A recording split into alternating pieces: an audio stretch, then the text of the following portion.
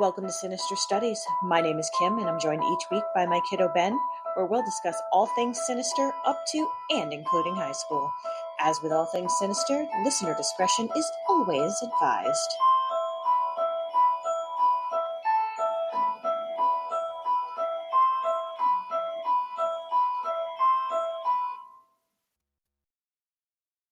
Creepy kitty. There's a strange entity It's a tiny demon. hovering over us, Your mommy's tiny demon.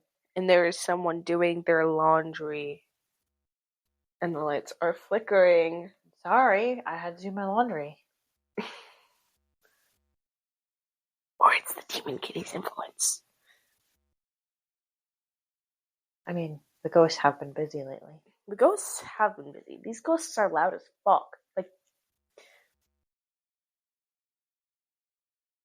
if I can hear you and I have my headphones on, that's too much. That is too much. Like, these ghosts are louder than people. Like, living people, sometimes. Yeah. No, Like, please. It is sometimes a little freaky. Like, I swear to God, they're, like, jumping on these floors. They're like, pay attention to us. Like, I was like, is somebody, like, up there right now? Like, is somebody actually home? And I checked if everybody's okay. I was like, no. Nobody is home. Nobody was there. Yeah. Usually never is. Sometimes I just tell them, enough. Like the time they were walking around the bedroom while I was in bed. Evil. Like, stop. That's freaky. But yeah, Christmas is coming. In the spirit of all 'Tis the things season. Christmas, we are skating in. You know what else is coming? Last minute. What? Hanukkah. That's true. Hanukkah's coming up as well. On the second day of Christmas, my true love sent to me. What is it? Turtle doves? 2 turtle doves and a partridge in a pear tree. Thank you for serenading us all. Oh yeah. It's gonna get to the 12th day of Christmas, and then we're gonna finish the 12th day and go straight into that fucking Hanukkah song. Okay. Sure. It'd be like, "Get a partridge in a pear tree in the window." Oh my god. And I will be singing that till the end of Hanukkah. For 8 days. Uh-huh. Into the new year. Man, it's almost the new year. Yeah. Ew! 2025, that's such an ugly new year. 2025? Wednesday, Thursday, Friday. Last time that happened was 2020. Go out in 2020. This kid says it starts with what the fuck? Wednesday, Thursday, Friday. I mean, he's not wrong. Ugh. Last time that happened was 2020. You know what happened in 2020? We're not doing 2020 again. Not fucking happening, Or chats. maybe we should just shut everything down again and make people behave. Maybe. What, and leave this new generation of children fucked? I don't know. I'm very fucked up, Skibbity Toilet Brain Rot is not. Imagine how horrible they'd be if they had to, like, quarantine again. I mean, adults should have to quarantine. Also, just I want a because- graduation. You want a graduation? Yes. Okay. What? I want to graduate, Mom. Well, yeah. I mean, you can graduate and fuck? not have a graduation. Plenty of people do it. I don't care. I want to walk my graduation. We're gonna have to go. Dumb bitch. All Anyway. right, guys. What? Hey, no. But Yeah, we're skating to this episode last minute again. Oh yeah, it is Saturday. This will be out on Monday. Yeah. Last Rainstorms. week of school. Crazy people. Baking. It's been busy. I baked for hours today. Hours and hours. Oh yeah. And I had a shitty burger. But the French fries were kind of good. I didn't That's eat. good. I had tom yum soup for lunch. They were better than the burger, Logan. They were better than the burger. Burger was ass and it was greasy. You know when they got like a brioche bun and they butter it to hell? Yeah. There's the white butter. Where was this? It was like greasy with how much, and then the burger was kind of greasy. I didn't even know. Ugh. Frank was like, "Oh, this is a good place. This is my daughter's favorite pizza place." Yo, you didn't get pizza though. No, but it was mid.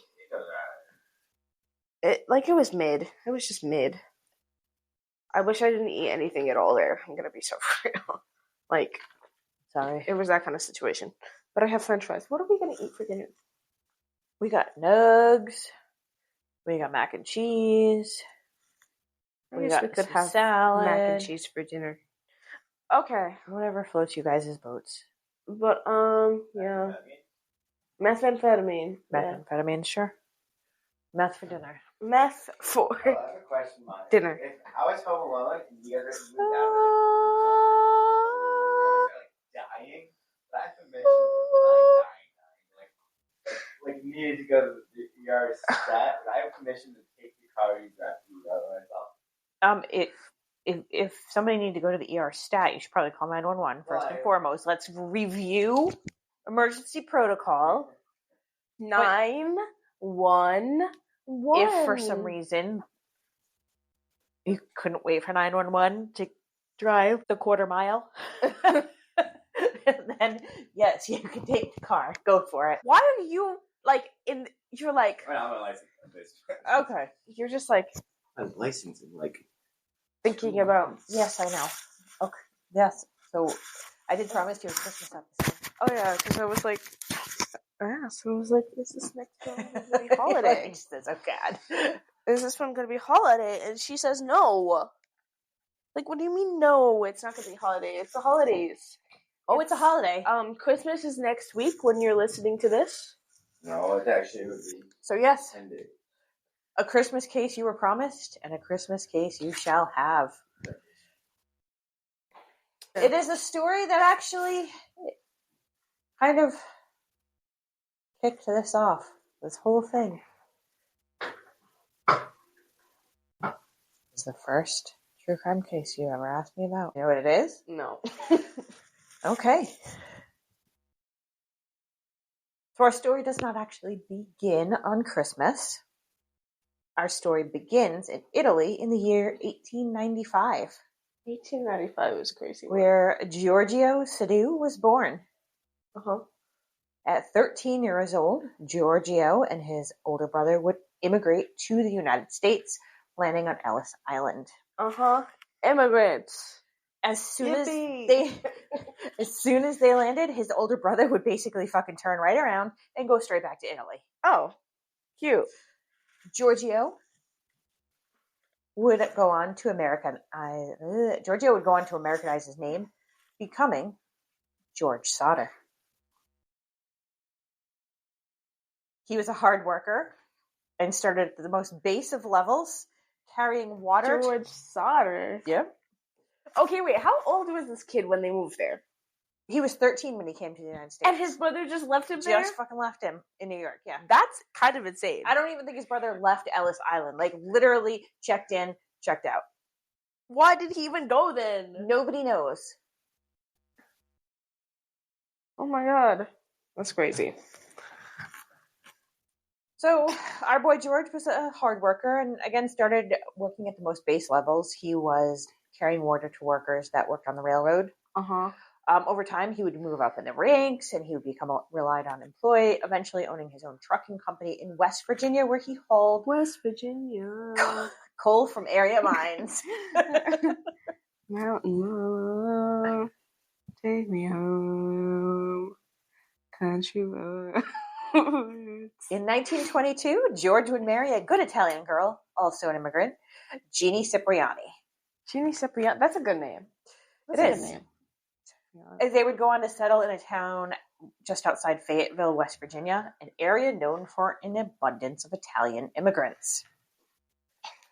They would pretty much immediately start having children and go on to have 10 children. That's a lot of children. I feel Poor like we're a lot of children, and there's only 2 of us. 10. So poor Jeannie was pregnant for the better part of 20 years. She would have her last child in 1942. George. That must be terrible. Yeah, it is terrible. Yeah. Oh my God. George was a very outspoken person and had strong opinions of the war. Which war? World War II. Okay, yeah, just making sure. And the situation in Italy involving Mussolini. Nazis? Mussolini, not the Nazis. We're not talking about Nazis today. Not today. Not today. We already talked about the Nazis a couple episodes ago. We should do an episode about what? Why would we do an episode of Anne Frank? I'm not doing a dedicated Nazi episode. It's not my God, Logan. So George's opinions on World War II and Mussolini were not favorable for either one.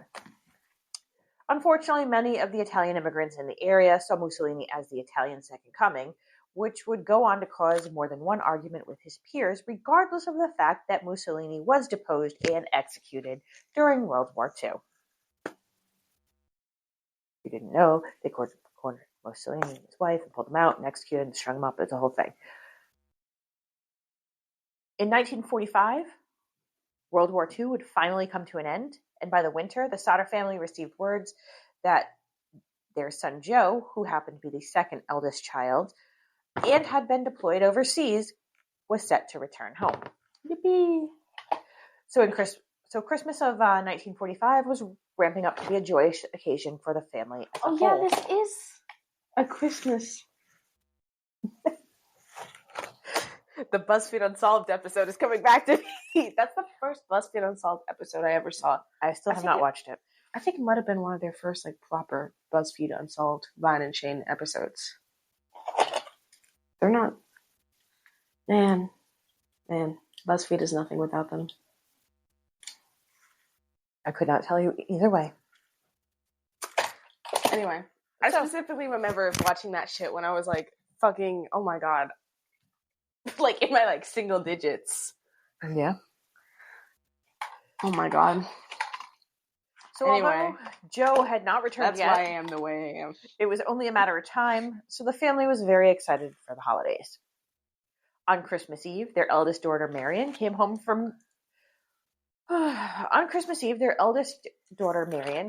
bearing gifts for her younger siblings that she had procured at her job working at a Five and Dime in downtown Fayetteville. The kids were so excited, as kids are, and begged their mother to please let them stay up and play with the toys that their sister had so generously brought home for them.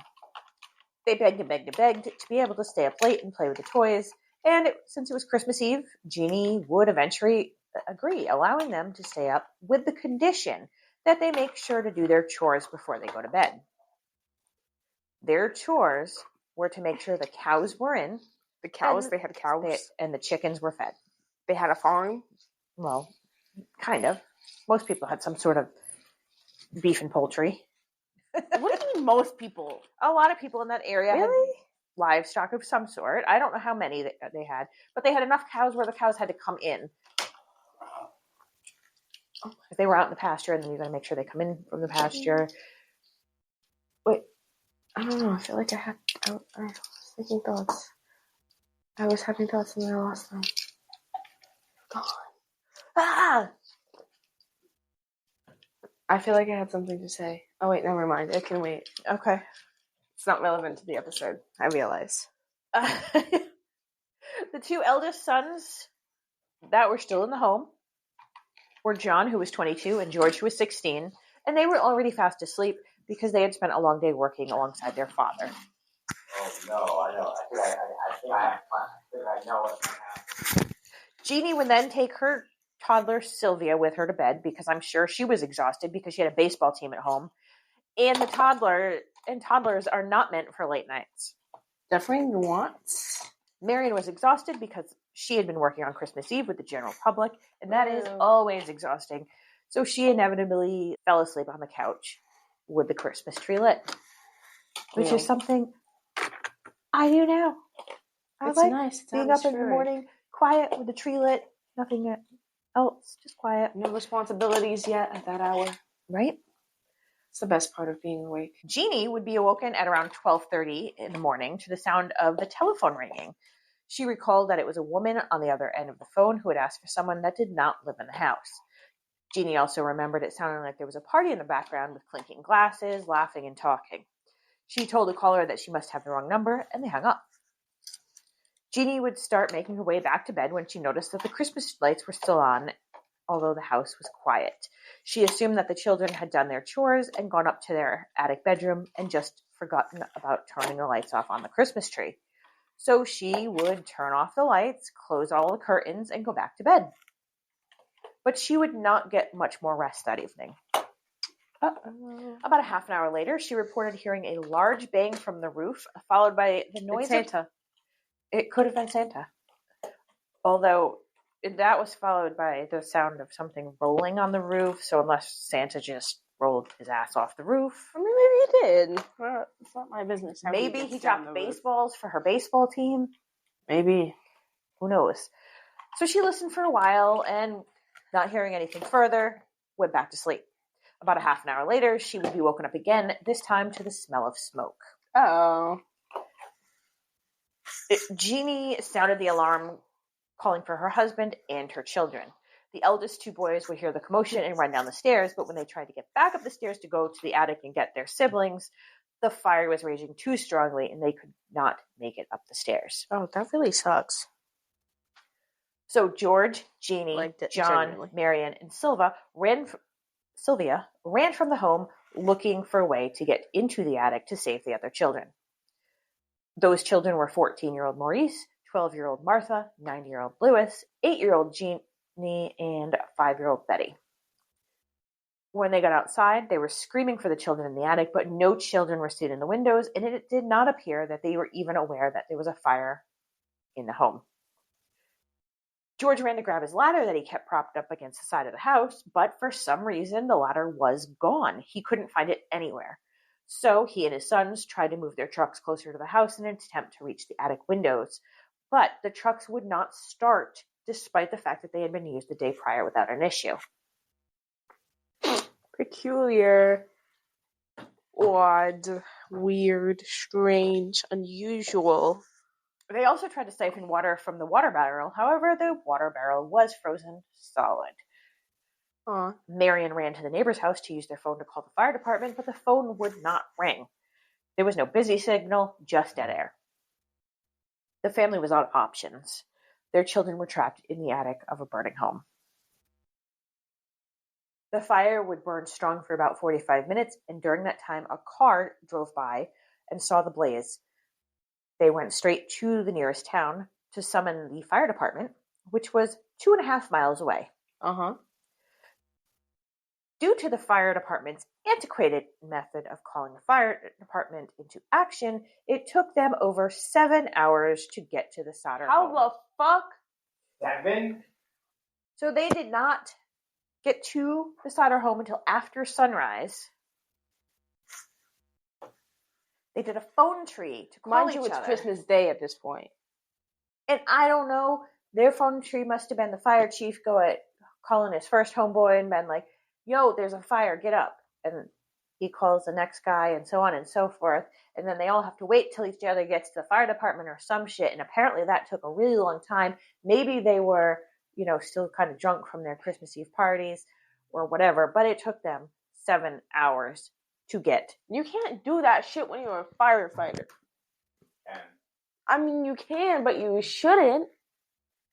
At least, the fire station in town, they got fire, they can sit there so that they don't gotta do that. It's How they didn't. Oh, the pilot has come back.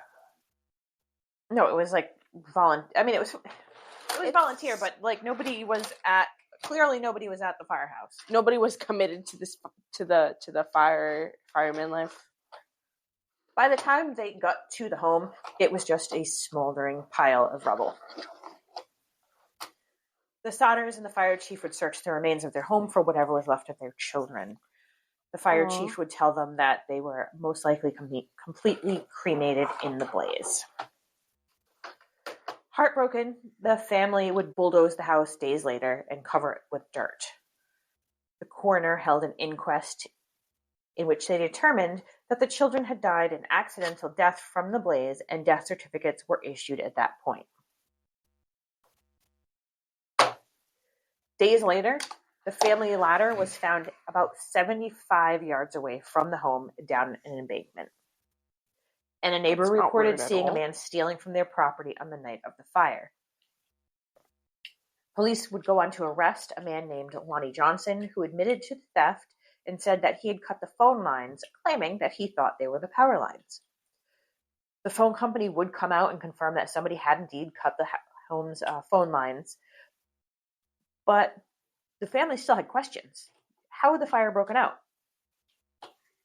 They knew that the fire most likely had not been caused by faulty wiring because they had just had somebody from the power company out to assess their lines and to make sure that there were no issues in the home.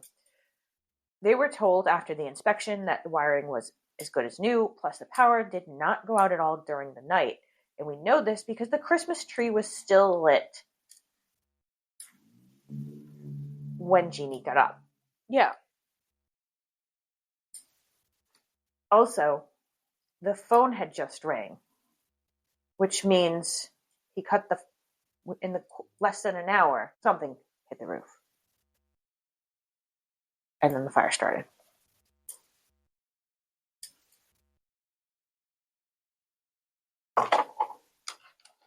The family would not be deterred. They asked questions. They wanted to know how they had found remains of furniture and appliances, but there were no human remains. Jeannie would No, because like if a wood table survived, so did the bones of their children. Yes, exactly. But they basically kept pushing back and saying, no, they could not have done that. They were completely cremated. So she went to a local mortuary where she questioned them in detail, and the mortuary would confirm that a 45-minute house fire would not have completely cremated multiple children. At the very least, there would be bones left. So Mom experimented with animal bones. She would burn them as hot as she could get them, and no matter how hot she got the fire, she was never able to completely cremate the animal remains. She did not believe that the children were in the house at the time of the fire. But authorities closed the case. The children must have been in the house, and they must be deceased. Was it an unfortunate accident? Probably. But the family had other questions.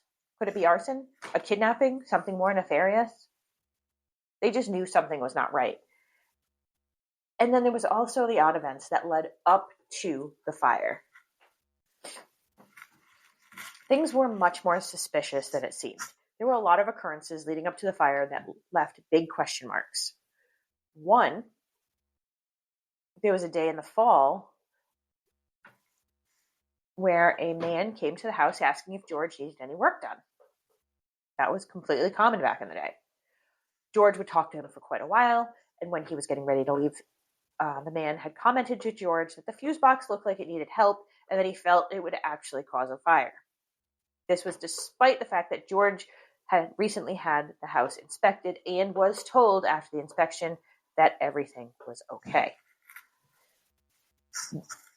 And there's the shady situation with George's former employer. For some reason, his former employee held an insurance policy on the Sodder home.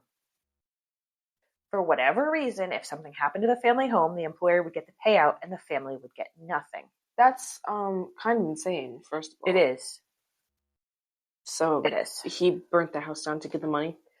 So apparently the policy was up for renewal, and the insurance person went to the Sodder home in an attempt to apparently renew the policy or some shit like that. But George did not work for this employer anymore. So during the course of the visit, the topic of conversation turned to Italian politics, and the discussion became heated. Oh. The insurance salesman was definitely pro-Mussolini.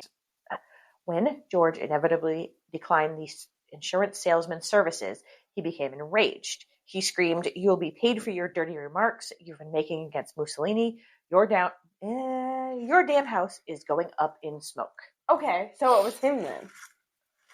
Then, No, because I know. It's some dude blatantly threatened to set the house on fire. Mm-hmm. Yeah. It's a little suspicious. Weeks after that, the children began to complain that they felt like a strange person had been watching them from the road, watching them walking to and from school. But burning down a house with like a ton of children in it is kind of insane. I have thoughts on that. We'll get to it. Like, if you have a problem with him, just like kill him or something. I don't know. I mean, yes, one would think that you just kill the person you hated instead of trying to wipe out an entire family, but evil. Anyway. Not long after the fire, reports of sightings of the missing children started coming into the family. And George would investigate everyone. A woman would say that she saw the children driving away from the Sodder home in the back of a car just prior to the blaze. A report would come from a waitress at a diner who said that on Christmas Day, she would serve two men, 2 women, and 5 children. She was suspicious because the adults would not allow her to speak directly to the children and vice versa. She said they left in a car with Florida plates. An employee at the hotel would also report an eerily similar incident as well. Spring of 1946 would come, and the Sodder family would begin turning the site of the decimated home into a memorial garden for their missing children. While raking and sifting through the rubble, little Sylvia would stumble upon a small, round, green metal object. George immediately knew what it was. A pineapple bomb, or commonly known as a grenade. Bomb? They threw a grenade at this guy's house? Oh my god. Wait, was the brother? No, the brother wasn't home yet. He had been still overseas. Oh, I thought you got home. I thought it was home on Christmas.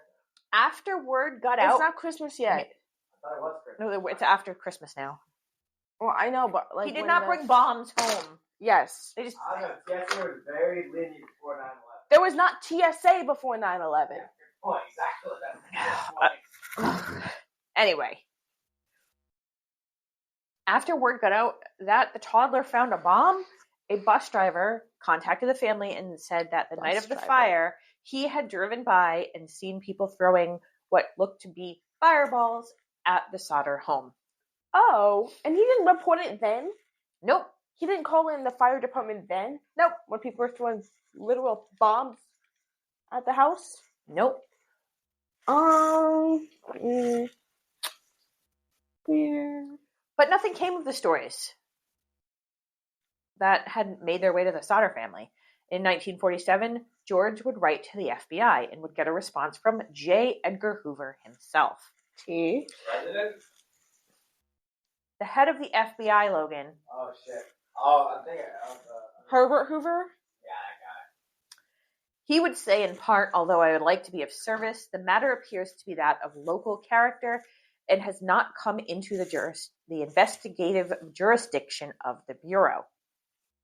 And he went on to imply that if the local government wanted to help with the issue, that all they had to do was ask, and the FBI would be happy to step in. But the local government didn't ask. Weird.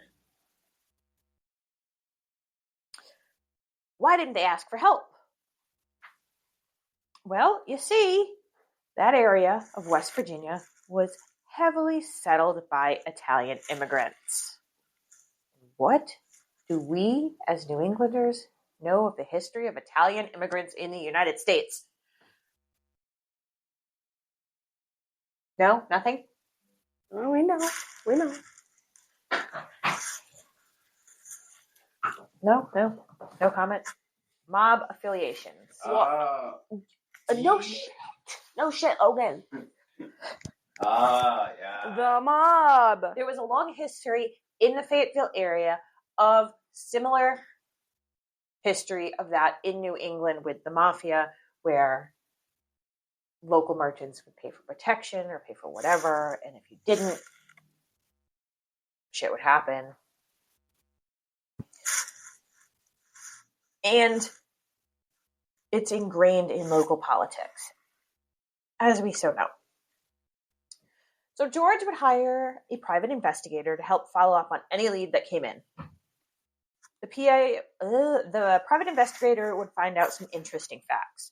One of the members of the jury that served on the coroner's inquest was, in fact, the insurance salesman that had gone to their house prior to the fire. Aw, peculiar. He had also heard a rumor that the fire chief had told his minister that he'd found a human heart in the debris following the fire and had put it into a box and buried it. Weird. Why the fuck? When confronted, he did lead the private investigator to a box buried on the Sodder property. The box and its contents were brought to the mortician for confirmation, but they were told that the box did not have a human heart in it. It was, in fact, a beef liver, and it was not fire damaged at all. So if a fucking beef liver was not fire damaged, well, then why would these children be? When questioned about the weird false confession, he said that he was just trying to give the Sodder family closure. Oh, that's so stupid. He knew that his minister would tell somebody and it would get back. This was his way. Instead of just, I don't know. It at least lie to them to their face. Come on. The family would bring in a pathologist to formally and properly excavate the site of the fire. They found charred books, coins, and various household shit, and what appeared to be 4 human vertebrae. Oh? But they were not fire-worn at all. They were, in fact, quite clean, other than being in dirt. But to be sure, they sent the bones to the Smithsonian. To the Smithsonian? Yep, they went straight to the top. The library? The Smithsonian confirmed that they were, in fact, human lumbar vertebrae. They belonged to the same person, and based on the spinal fusion, that person had been between 16 and 22 years of age. The oldest of the missing children was 14 years old, and although it is possible that a child's spine could fuse super early, it is extremely unlikely. Knowing the story behind the bones, they would go on to add that given that the fire had only burned strongly for 45 minutes, one would expect to find full human skeletons and not just a handful of vertebrae from one. I mean, yeah. You know I don't post these, right? What, the videos? Yeah. I know. Okay. They came to the conclusion that the bones were likely in the truckloads of dirt that were brought to the home to fill in the basement after the fire.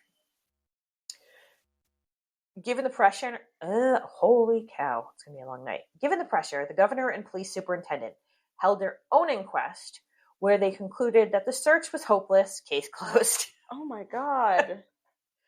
The Sodders would not be silenced, and they put up a billboard with pictures of their 5 missing children and posted a $5,000 reward, which would be later upped to $10,000. Which is what today? How much? It depends on what year they put the billboard up. Well, we can make an estimate. Let's say 1950.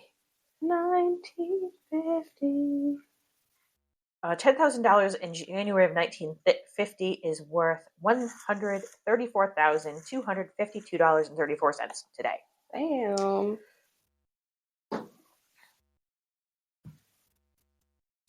Years would go on, and tips would still come in. They would get a letter saying that the eldest missing, well, I use talk to text on this, just so you're aware. They would get his letter saying that their eldest missing daughter was living in a convent in St. Louis.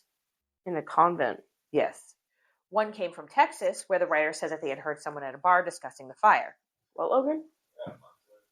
Nuns? Yes, that is exactly where nuns live, Logan. He said monks. I corrected him. I said nuns. Oh, no. Nuns live in convents. Not really. Another tip that they got was that the children were living in Florida with a distant relative of Jeannie. All claims continued to be investigated and negated. 20 years after the fire, Jeannie would receive a letter addressed to her, postmarked from Kentucky, and had no return address. Inside, there was a picture of a young man that looked exactly like their son, Lewis. On the back was written, "I love brother Frankie," and included a number. The private investigator was sent to investigate this new clue and was never heard from again. Huh. Well, they did say that the number was somehow linked to the Italian mob, like in Italy, but I don't know how accurate that is. it's not like Wooten. Never mind. The Sodders were convinced that the man in the picture was their son. They would take this picture and add it to their billboard, as well as blow it up, frame it, and hang it in their home. They were that convinced. They were positive. Shortly before his death, George was interviewed and told them that the family just wanted to know what happened to their son and siblings. He would pass in 1968. Jeannie Sodder would wear black every single day from Christmas Day 1945 until the day she died in 1989. Oh my God. Their surviving children would allow the billboard to come down after their mother's death. Sylvia, the youngest of the Sodder children, died in 2021. She would say that the fire was her first and likely most traumatic memory. Oh my God. That must be fucking terrible. So, what did happen to the Sodder children? Was it a tragic accident? Probably not. Arson? Yes. They found a fucking bomb on the property. A mob hit? Like, are you kidding me? Were the children abducted while outside while doing their chores on Christmas Eve? I mean, they weren't in the house. Were they taken to specifically target and torment their parents?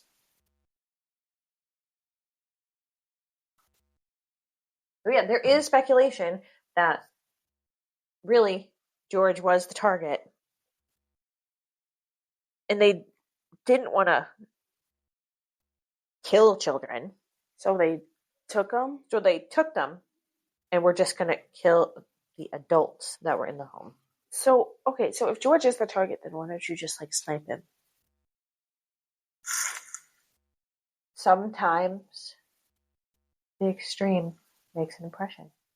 Oh, who cares? That goes for insurance? No, because he was outspoken against Mussolini. He had pissed off some people.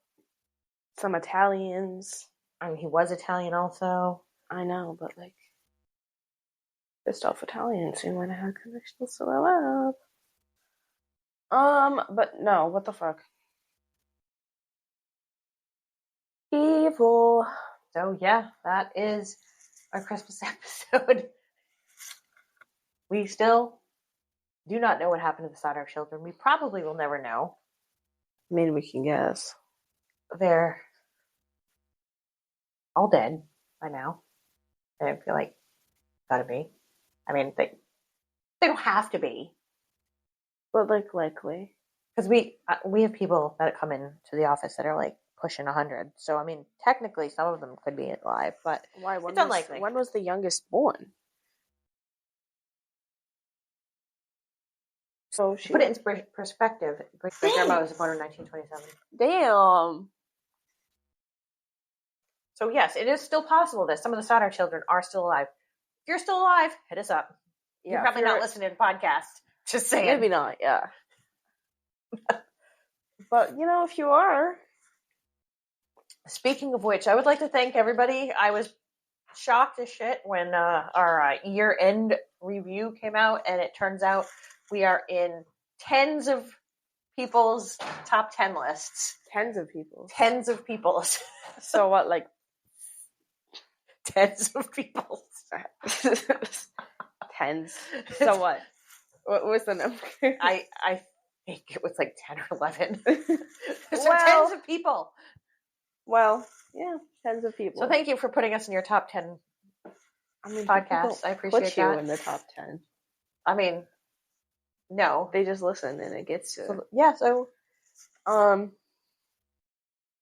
Yeah. let's keep it going. Woohoo. Yeah, let's podcast. I did get an email today saying that I was a Bones VIP. Just wanted to let you know. Don't think it has anything to do with. How do with you this. become a Bones VIP? What Probably is that? because I bought Bones 3 times in the last month. Probably. Probably. Coffee addict. Maybe we're coffee addicts. I don't know. I don't think so. I think we just bought a lot of coffee recently. We have so much coffee chat. Well, I bought it because it was on sale, and then We needed more we for a needed gift. more for gifts, so I just added a couple extra bags and paid for shipping anyway. Might as well get my money's worth. Hey, that's like money's worth. You're paying for more coffee. Yeah, but it like price per bag like evens out a little more, so you're not paying $20 for a bag of coffee. But yeah. Mom, Yes. why was your yoga friend a Freemason? She was not a Freemason. I'm guessing her husband is a Freemason. How do you know she's not? Because women aren't Freemasons. Yes, they can be. Actually, I looked it up. It's unlikely that she's the Freemason in the family. But they can be. Women can be. Okay, well, maybe they can I be looked it Freemasons now. And I looked up that weird fucking. You saw that shit when she went. I was like, what the fuck? What was that? I come home, I look it up, and it's like, okay. She is a Freemason. That's weird. What did she do? She, like, you didn't notice when she, like, put her palm out and she pointed to it? You didn't notice that she did that? No. She did that.